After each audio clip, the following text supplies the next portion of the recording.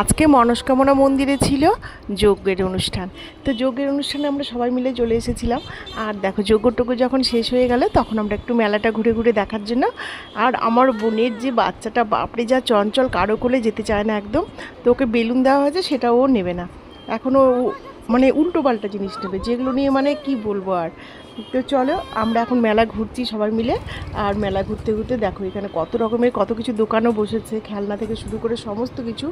বেশ ভালো লাগে, বছরে একটা দিন এখানে যজ্ঞের অনুষ্ঠান হয়, সাথে মেলা হয়। আর আমরা প্রতিবারই আসি। তো এই দেখো আমাদের বাচ্চা একটা কিনেছে এরকম ঘূর্ণি। আর এই দেখো তোমাদের বললাম না, দেখো ডাল কাটা নিয়েও খেলবে, খেলনার জিনিস নিয়েও খেলবে না, ডাল কাটা নিয়েও খেলবে। তারপরে ও প্লাস্টিক নিয়ে খেলে, এগুলো মানে খেলনা জাতীয় জিনিসও নিতে চায় না। তো আমরা এখানে মেলা টেলা ঘুরে একটু আইসক্রিম টাইসক্রিম খেলাম, দিয়ে অনেক ঘুরলাম টুরলাম।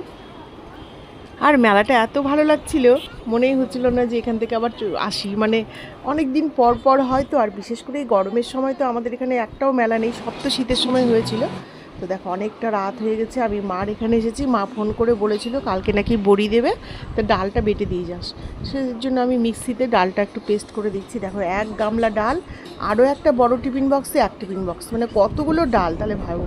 প্রায় রাত্রি 11টার মতো বাজে, মা এখনও কাজ করেই চলেছে। আমি তো ডালটা বেটে দিয়ে এখন বাটাও হয়ে গেছে, এখন আমি বাড়ি চলে যাবো। তো চলো আজকের ব্লগ মিনি ব্লগ